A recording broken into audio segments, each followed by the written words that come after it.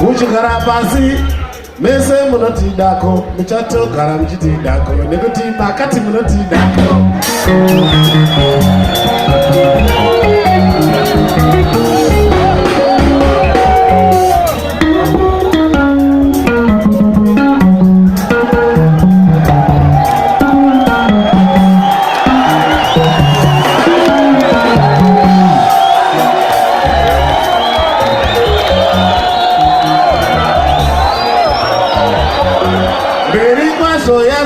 Simuka ipo machea, machende yavo, machende yavo.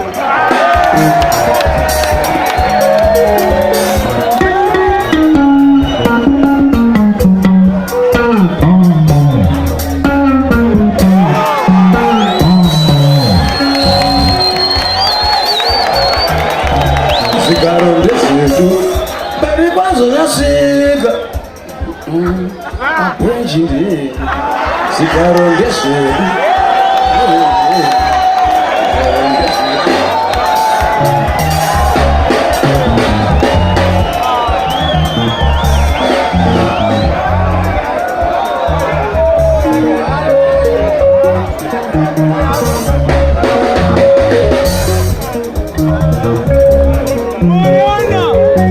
Kushikara pasi makati munotidako chitipai macheyaka machende edu.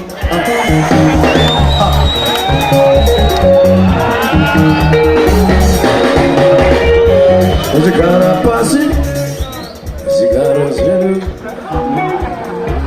machende edu.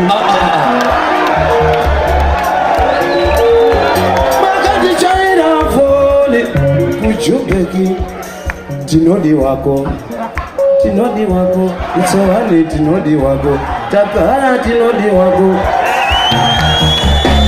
Takara tinodi wako.